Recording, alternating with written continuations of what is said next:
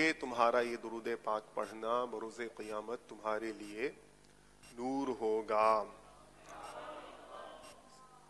چلیے محفل سجاتے ہیں اور محبت کے ساتھ درود شریف پڑھیے. صلو علی الحبیب صلی اللہ تعالی علی محمد وعلی آلہ واصحابہ وبارک وسلم.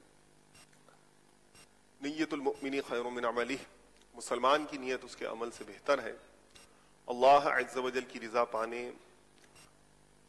حصول ثواب کے لیے، پیارے آقا صلی اللہ علیہ وآلہ وسلم کی خوشنودی کی خاطر، دین اسلام کی ترویج و اشاعت، قرآن و سنت کی خدمت میں اپنی تمام صلاحیتوں کا حتی الامکان بہترین استعمال کرتے ہوئے نیکی کی دعوت پیش کرنے کی نیت کرتا ہوں. اور یہ نیت بھی شامل کر لیں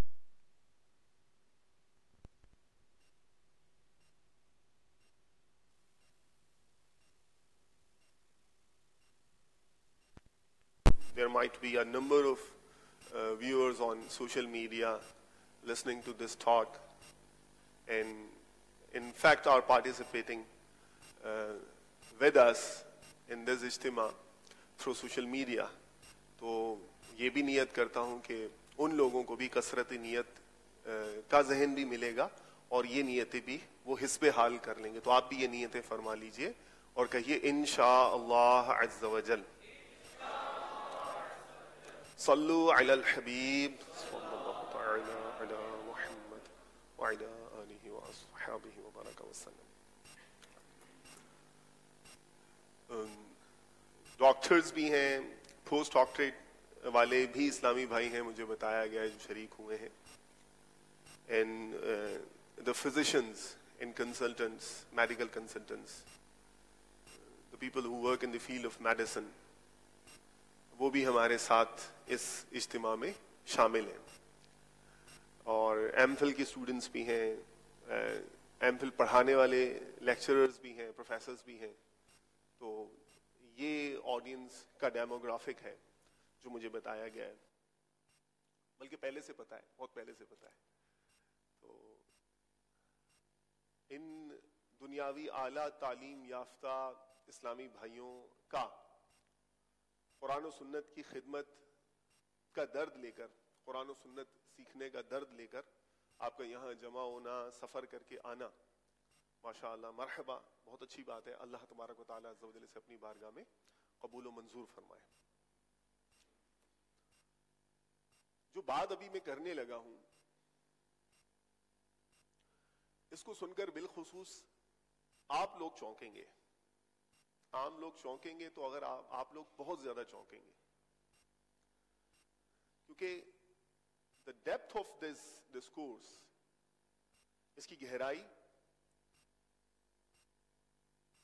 اور اس کی جو اہمیت ہے، اس کا جو وزن ہے، وہ عام عوام کے سامنے، عام عوام کے مقابلے میں پڑھے لکھے، دنیاوی لحاظ سے اعلیٰ تعلیم یافتہ اور اس قسم کے افراد کو اس کی گریوٹی زیادہ سمجھ میں آئے گی.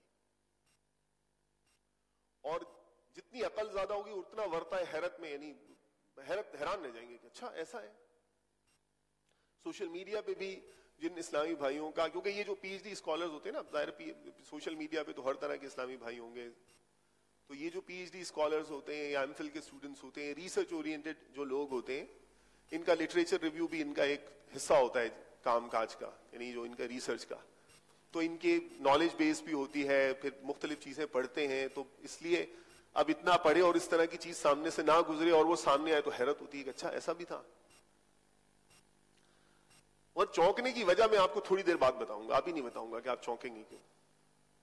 لیکن آتھینٹسٹی کے لیے یہ ضرور بتا دوں کہ لکھنے والا خود پی ایچ ڈی ہے، بلکہ پی ایچ ڈیز کا استاد ہے، بائی پروفیشن اپنی فیلڈ میں پروفیسر ہے. اور اسٹوڈنٹ کی تعداد کے لحاظ سے، number of students, number of enrolment کے لحاظ سے پاکستان کی ایک بہت بڑی یونیورسٹی کی ایک فیکلٹی کا ڈین رہا ہے. اور اس کا یہ کام، یہ ریسرچ ورک पब्लिश्ड है, और जो रिसर्च है आपको मालूम ही है एपीए स्टैंडर्ड्स के मुताबिक होती है। तो जो रिसर्च के स्टैंडर्ड्स हैं, रेफरेंस के जो स्टैंडर्ड्स हैं एपीए के मुताबिक, उसने रेफरेंसेस और जो भी उसने रिसर्च की है उसके मुताबिक, जाहिर है कि जो पीएचडी सिखाते हैं करना, तो वो जब खुद अपनी रिसर्च करेंगे तो वो किस क्वालिटी की होगी। उन्होंने अपनी किताब में कई ऐसी जो चीजों का जिक्र किया कि जब मैंने वो पढ़ी तो मैं बार बार हैरान होता था, बार बार हैरान होता था। मसलन, क्या आपको मालूम है कि सबसे पहले जिसने सर्जरी पे, बाकायदा सर्जरी पे, ऑपरेशन पे, ये डॉक्टर लोग सर्जरी बोलते हैं, हम आम लोग ऑपरेशन कर देते हैं, सर्जरी पे सबसे पहले जिसने किताब लिखी थी वो मुस्लिम साइंटिस्ट था, माशाअल्लाह। एक को मालूम भी है, चलिए दूसरे को भी मालूम है, मरहबा। अबुल कासिम अज़्ज़हरवी रहमतुल्लाह तआला अलैह नाम था उनका। और सुने, जिसने सबसे पहले उड़ने वाली मशीन बनाई, ये तो बड़े मजे का है ना, आपके जहन में नाम नहीं होगा उसका। जिसने सबसे पहले उड़ने वाली मशीन बनाई, उंदुलुस, स्पेन, आज का स्पेन, पहले वक्तों का उंदुलुस का रहने वाला इतना मशहूर शख्स था, उसको हकीमुल उंदुलुस कहते थे। नाम था अबुल कासिम अब्बास बिन फरनास। सबसे पहले उड़ने वाली मशीन इसने बनाई थी, सबसे पहली फ्लाइट भी इसकी है। मगर ये जो है ना, मतलब इनको अपनी रिसर्च कंटिन्यू करने, आगे बढ़ाने का मौका नहीं मिला, इसलिए कि ये जल्दी मर गए थे, पहले ही इंतकाल कर गए थे, तो ये उसको बहुत ज्यादा आगे तक कंटिन्यू नहीं कर सके। इनकी जो फ्लाइट मशीन थी उसमें उतरने का निजाम नहीं था, उड़ तो जाती थी, वह उतरे कैसे, अभी ये रिसर्च बाकी थी, तो इनको इसका पता नहीं था, तो ये मर गए, पहले इंतकाल कर गए। अच्छा जनाब, और सुनिए,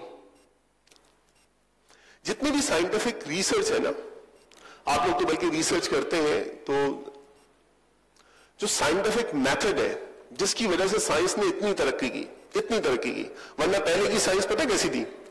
पहले की साइंस ऐसी थी कि साइंटिस्ट बोलते थे मर्द के मुंह में औरत के मुंह से ज्यादा दांत होते हैं, मर्द के मुंह में दांत ज्यादा होते हैं, औरतों के मुंह में दांत कम होते हैं।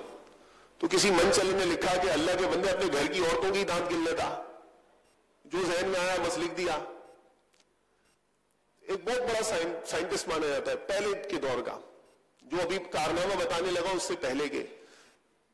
तो वो उसको कहा, उसने क्या कहा, शेर की गर्दन में एक हड्डी होती है, जबड़े में 2 हड्डियां होती है, जिसके दिमाग में जो आए वो कह देता था, जो दिमाग में आए कह दे। और इंसान की 8 पसलियां होती है, ये डॉक्यूमेंटेड है, साइंटिस्ट कहते थे ये। लेकिन एक ऐसा शख्स पैदा हुआ कि जिसने एकदम पैराडिम शिफ्ट किया, इतना बड़ा कंट्रीब्यूशन उसका कि उसने बोला कि ऐसे साइंस नहीं आगे बढ़ती, ऐसे साइंस आगे नहीं चलती। तरीकाकार साइंस को आगे बढ़ाने का ये है, सबसे पहले ये, वो पूरा एक तरीका, उसमें हम नहीं जाएंगे, वो हमारा मौजू नहीं है कि पहले हाइपोथेसिस होता है, फिर ये होता है, फिर ये होता है, फिर ये होता है, फिर ये होता है। इस तरह किया करो, और अगर ये नहीं करते तो कभी भी कामयाबी नहीं होगी। इसलिए उस दौर से इनसे पहले जब आप देखेंगे ना, इनसे पहले तो कोई बड़ी इजादात नहीं हुई, कुछ बनता ही नहीं था। लेकिन जब ये आए और इन्होंने मैथडोलॉजी ये बताई, आज तक इनकी बताई हुई मैथडोलॉजी साइंस में इनकॉर्पोरेटेड है। आज तक इन्हीं के दिए हुए तरीके के मुताबिक इतना जबरदस्त इन्फ्लुएंशियल काम है। चाहे कोई शख्स मेडिसिन में रिसर्च कर रहा हो, सोशल साइंसेस में रिसर्च कर रहा हो, मैकेनिक्स में कर रहा हो, इंजीनियरिंग में कर रहा हो, मैथडोलॉजी यही फॉलो करता है। ये नाम देने वाला कौन है? یہ کام دینے والا کون ہے؟ یہ کام دینے والا یہاں پہ بھی الحمدللہ اہل بیت کا فیض ہے. یہ کام دینے والا حضرت، یہ میتھڈالوجی دینے والا حضرت سیدنا امام جعفر صادق رضی اللہ تعالیٰ عنہ کا شاگرد رشید جابر بن حیان ہے. اور جابر بن حیان اتنے بڑے سائنٹسٹ ہیں، فادر آف کیمسٹری ہیں. کیمسٹری میں انہوں نے اتنا کام کیا ہے کہ ان کو father of chemistry, modern chemistry کا بانی سمجھا جاتا ہے. بلکہ کیمسٹری میں مسلمانوں کا اتنا کام ہے کہ خود جو لفظ کیمسٹری ہے، کیمسٹری، یہ عربی کا لفظ الکیمیا اس سے ڈرائیو ہوا ہے. عربی میں الکیمیا بولتے تھے، تو وہیں سے نکل کے یہ کیمسٹری انگلش میں گیا ہے. اتنا کام ہے مسلمانوں کا، کیونکہ پہلے پڑھانے والے یہی ہوتے تھے، سارے انہی سے پڑھنے آتے تھے مسلمانوں سے. عربی لینگویج تھی، جس کو پڑھنا ہے، اعلیٰ تعلیم حاصل کرنی ہے، عربی لینگویج حاصل کرے گا تو پھر پڑھے گا، اعلیٰ تعلیم حاصل کرے گا. خیر، تو انہوں نے جو انسٹرومنٹس ڈیزائن کیے، انہوں نے اس کا مٹیریل بھلے چینج ہو جائے، لیکن انہوں نے جو انسٹرومنٹ اس ٹائم ڈیزائن کیا جابر بن حیان رحمت اللہ تعالی علیہ نے، وہ آج بھی لیبز میں استعمال ہوتا ہے. اچھا جناب، اور صرف جابر بن حیان سائنٹسٹ ہی نہیں ہے، فادر آف کیمسٹری نہیں ہے، بلکہ اس امت کو سب سے زیادہ نفع پہنچانے والے، جن کی تصانیف نے نفع پہنچایا ہے، بہت بڑے بزرگ حضرت امام شعرانی رحمت اللہ تعالی علیہ نے ان کو اولیاء کرام میں شمار کیا ہے. ان کی روحانیت کے تذکرہ لکھا ہے جابر بن حیان رحمت اللہ تعالی علیہ کا. ایسے زبردست بزرگ ہیں. اور ایک اور مشہور ہے، بلکہ یہ تو مشہور بھی ہو گیا ہے، کئی دفعہ میں نے بیان کیا ہے کہ الجبرا کتنی کریٹیکل میتھمیٹیکل سائنس ہے، کہ بہت ساری اور سائنسز جو ہے اس کے اوپر ڈیپینڈ کرتی ہیں. تو الجبرا جو ہے یہ موسیٰ الخوارزمی رحمت اللہ تعالی علیہ کی بک ہے. الحساب جی ایک منٹ میں پورا نام میں ڈھونڈ کر بتاتا ہوں، ذہن سے نکل گیا جی. المختصر فی الحساب الجبر والمقابلہ. تو یہ جو الجبر والمقابلہ ہے نا، یہاں سے الجبر سے الجبرا نکلا ہے. اتنا انفلوئنس ہے ان کا، اتنا انفلوئنس ہے سائنس کے اوپر. بلکہ کسی ٹائم کے اندر میں نے بعض مخطوطوں کی تصویریں دیکھی تھی، تو وہ تو ہم نے تو خیر اب اے پلس وہ جسے کہتے ہیں نا بی کا ہول اسکوائر والے سٹائل میں پڑھا ہے. تو وہ جو ان کے مخطوطے دیکھے، ان کے ہاتھوں کی تحریریں دیکھی، ان کی عکس دیکھے، تو اس میں جب الف جمع بے کا ہول اسکوائر اور وہ عربی میں جب لکھا دیکھ رہا ہوں تحریریں، تو اتنا مزہ بھی آ رہا تھا اور حیرت بھی ہو رہی تھی کہ اچھا دیکھو یار، ہمارے اسلاف کا ہماری میراث ہے اور ہم تک کیسے پہنچ رہی ہے، کس پیکنگ میں پہنچ رہی ہے. برسوں پہلے یعنی کہ دیکھی تھی، اسکینز دیکھے تھے اس کے، تو بہت مزہ آیا تھا. میں نے کہا یار ماشاءاللہ کیا کہنے ان کے. ٹیکنومیٹری کے جو اس طرح کے سکینز دیکھے، حیرت ہوتی تھی. بلکہ جو پورا لاگرتھم ہے، ان کے نام الخوارزم سے لاگ بگڑ کر وہ خوارزم وہ بول نہیں سکتے تھے، تو وہ بگڑ کر جو ہے وہ لاگرتھم بن گیا. تو جو لاگرتھم کی سائنس ہے، اس پر بھی موسیٰ خوارزمی رحمت اللہ تعالی کا انفلوئنس ہے.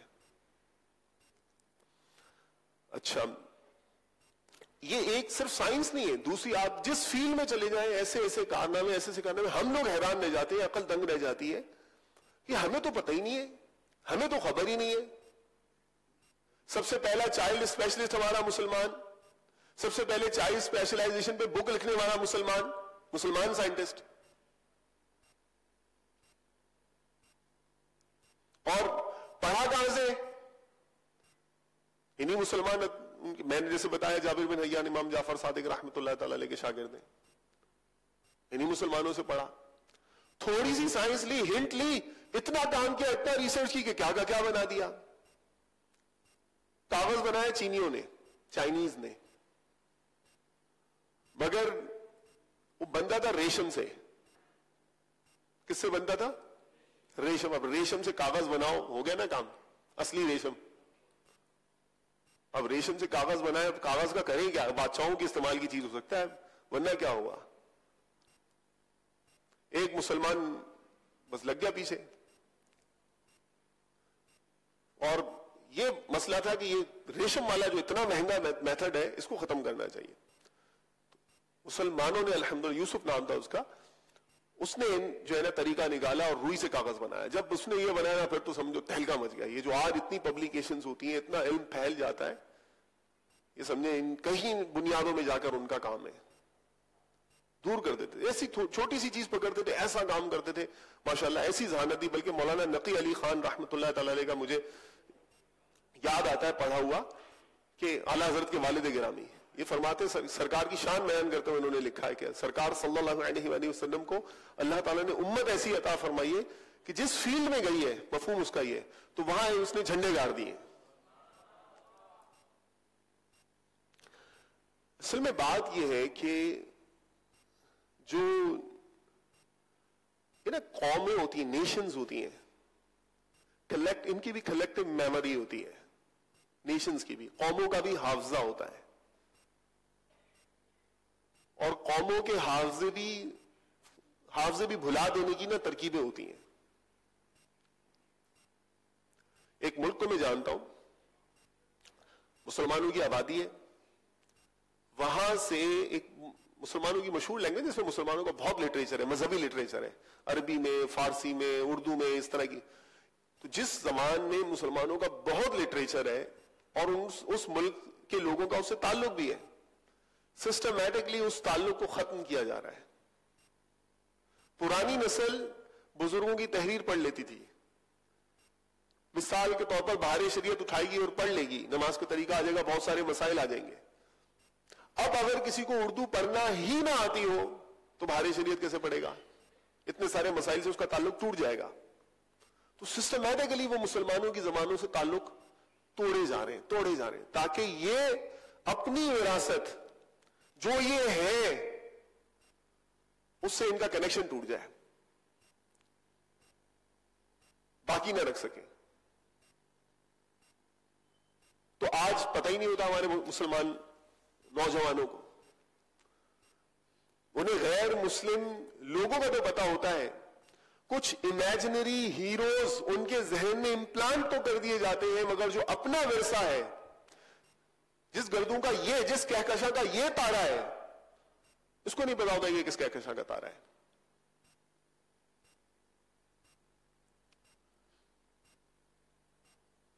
تو اینالوجیز, میٹافور ہوتے ہیں نا, میٹافور سمجھنے کے لیے بہت استعمال ہوتے ہیں. تو اب شیرنی کا بچہ ماں کے انتقال پر بھیڑوں میں چلا جائے, بھیڑوں کے گلے میں چلا جائے, بھیڑوں میں ہی پرورش پائے,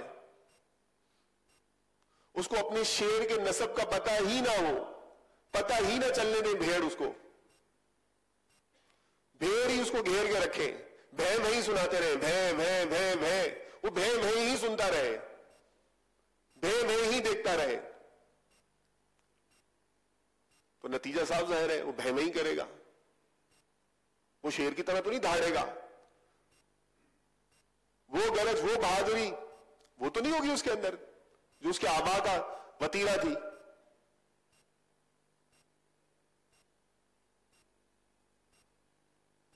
اگر وہ شیروں سے تعلق جوڑے, شیروں کی عادات اختیار کرے, تو ہی جنگل کی بادشاہی اختیار کر سکے گا, ورنہ تو ساری عمر بھیڑ کی طرح رہ کر مر جائے گا, بھیڑوں کی زندگی جیے گا, بھیڑوں کی موت مرے گا.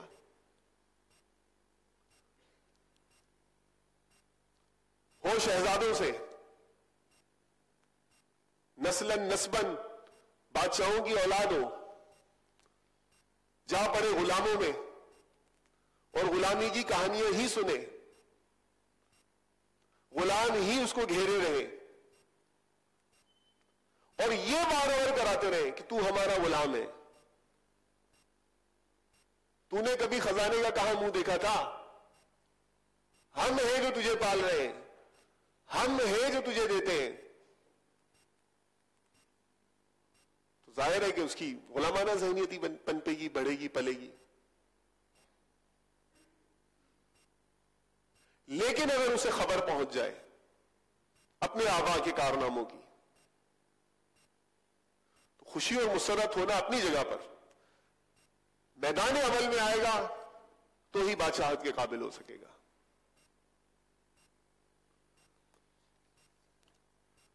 تو सिस्टमैटिकली जब कनेक्शन टूट जाएगा तो हमें एहसास कमतरी में खुदा ना खास्ता मुब्तला होने की कैफियत हम पर तारी ना हो जाए,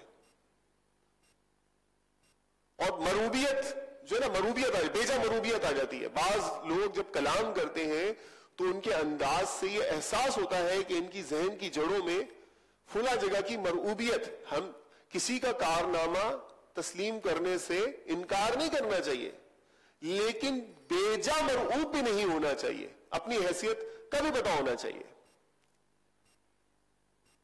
सेल्फ कॉन्फिडेंस भी होना चाहिए।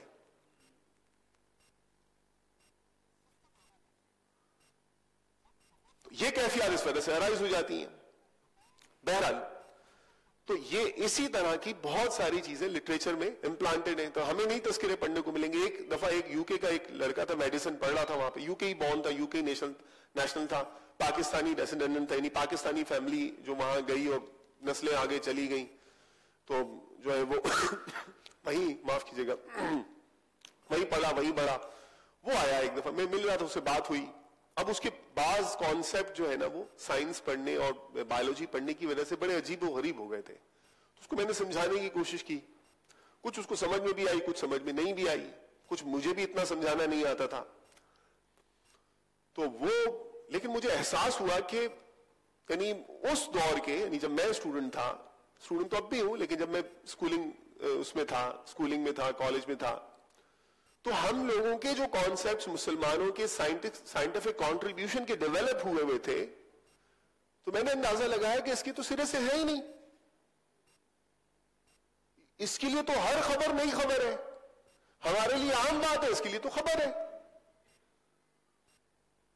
तो वो तो ये समझते थे कि आज तक कोई कारनामा सिरे से है ही नहीं मुसलमानों का, और इसकी वजह से बेचारा जो है ना वो तरह तरह के गलत नजरियात का शिकार हो गया था। यानी कि अपनी बात को फैलाने के लिए उन्होंने इस तरह से मुसलमानों का जो सिस्टम है उसको इस तरह से उसके जहन में बदनाम कर दिया, या इस तरह उसके जहन में ख्यालात डाल दिए कि जो है वो कंफ्यूज हो गया, वो बल्कि गलत समझ चला गया।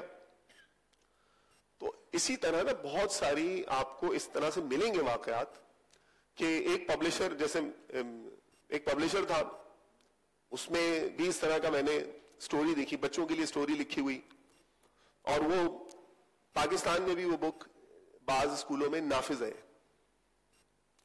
उसमें वो जो नाना जी या दादाजी हैं, वो मुट्ठी दाढ़ी होती है उनकी, तस्वीर है बाकायदा, मुट्ठी दाढ़ी है, और वो अपने पोते को बुलाते हैं, प्यार करते हैं, कुर्बत महसूस करते हैं, बुलाने की कोशिश करते हैं, लेकिन वो जो बच्चा होता है वो उनसे बिदकता रहता है, भागता रहता है, करीब नहीं आता।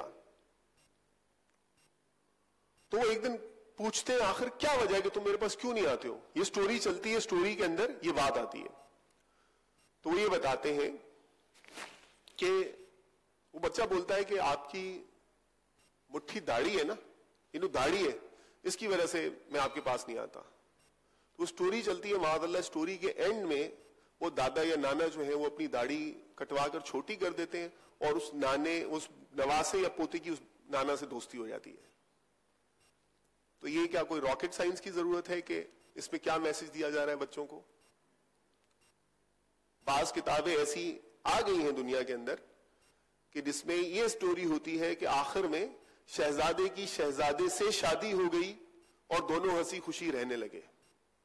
आपने अपने बचपन में पढ़ी होगी ना, शहजादे की कोई शादी हो गई और वो हंसी खुशी रहने लगे। इस वक्त माअल्लाह शहजादे की शहजादे से शादी हो गई और दोनों हंसी खुशी रहने लगे, बच्चों के जहनों में डाला जा रहा है।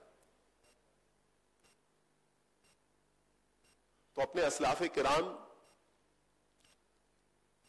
और आने वाली नस्लों को के ईमान और अकायद आमाल के तहफ़्फ़ुज़ की खातिर अल्हम्दुलिल्लाह दावत इस्लामी ने दारुल मदीना बनाया, कि जिसमें दारुल मदीना का मकसद यह है कि ऐसे अफराद तैयार हो कि जो असलाफ किराम के हुजूर सैयदी गौसे आदम रज़ियल्लाहु तआला अन्हु की रूहानियत का विरसा उन्हें मिले, इमाम गज़ाली रहमतुल्लाह तआला अलैह के इल्मुल अखलाक का विरसा उन्हें मिले, जैसे मूसा ख्वारिज़मी के अलजबरा का विरसा उन्हें मिले, ابو القاسم الزہروی کی میڈیکل سائنس میڈیسن سائنسز کا ورثہ انہیں ملے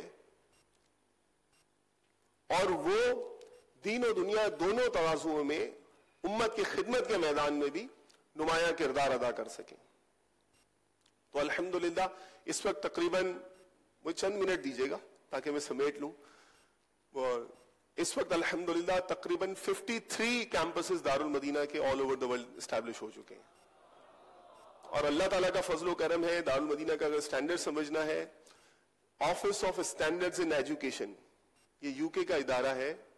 دارالمدینہ کا تمام کورس, تمام اکیڈمک ٹولز پاس کر کے یو کے میں اپرووڈ دارالمدینہ چل رہا ہے الحمدللہ. یو ایس اے کا ادارہ ہے, اس کا نام ہے California department of social services and community care licensing department. اس سے تمام کورسز, تمام پالیسیز اپرووڈ ہو کر کیلیفورنیا یو ایس اے کے اندر بھی الحمدللہ آپ کا دارالمدینہ چل رہا ہے. تقریباً 81 ٹائٹلز دارالمدینہ کا پبلیکیشن ڈپارٹمنٹ جو ہے وہ چھاپ چکا ہے الحمدللہ. اور کمپریہنسو دارالمدینہ کا سسٹم ہے, پری پرائمری سے لے کر, پری پرائمری بھی ہے, پرائمری بھی ہے, سیکنڈری بھی ہے, گرلز بھی ہے, بوائز بھی ہے, کالج بھی ہے, ہمارے ویژن میں یونیورسٹی بھی ہے. اور فیڈرلی چارٹر یونیورسٹی کا جو چارٹر ہے وہ الحمدللہ دارالمدینہ نے ایکوائر کر لیا ہے. پبلیکیشنز اپنی ہے دارالمدینہ کی اور تقریباً 70 کے قریب اسکولوں میں ہم نے اس دفعہ لانچ کیا ہے. 70 کے قریب اسکولوں کے اندر دارالمدینہ کا نصاب الحمدللہ پڑھایا جا رہا ہے اور اللہ نے چاہا تو انشاءاللہ یہ آنے والے دنوں میں اور بڑھے گا انشاءاللہ تعالی. اور ابھی جو ریسنٹلی جو ابھی میٹریکولیشن کے پیپر کا جو لیٹسٹ ریزلٹ ہے اس میں 50% جو اپیرنسز ہیں, جو بچے دارالمدینہ سے اپیئر ہوئے اس میں آدھوں کے ایون اے گریڈز ہیں الحمدللہ. الحمدللہ علی احسانی. یہ پاکستان کی آپ کو بات بتا رہا ہوں. انڈیا کے اندر بھی الحمدللہ نمایاں کارکردگی, وہاں میٹرک وہ نہیں ہے لیکن یہ پاکستان کا میں نے آپ کو ذکر کیا ہے.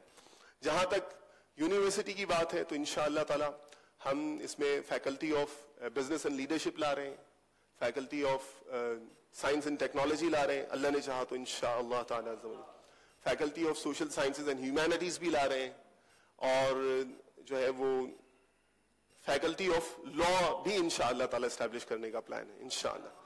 علماء کرام ہیں, دینی ذہن رکھنے والے, اسلامک اسٹڈیز میں پوری انشاءاللہ ڈپارٹمنٹ ہے اور ہائبرڈ بنا کر اللہ نے چاہا تو انشاءاللہ تعالی, وہ میں ساری تفصیلات ڈسکلوز نہیں کر سکتا, جنرل پبلک میں ساری انفارمیشن اسٹریٹجی بھی ہوتی ہے, لیکن ہائبرڈ بنا کر ڈفرنٹ کورسز ہیں جو بن رہے ہیں الحمدللہ. اور جو دیگر فیکلٹیز میں لوگ رجسٹر ہوں گے, ہر ایک کو شریعہ کورس سے گزرنا پڑے گا. اللہ نے چاہا تو انشاءاللہ جو بھی یہاں آئے گا پڑھے گا فرض علوم جانتا ہوگا انشاءاللہ.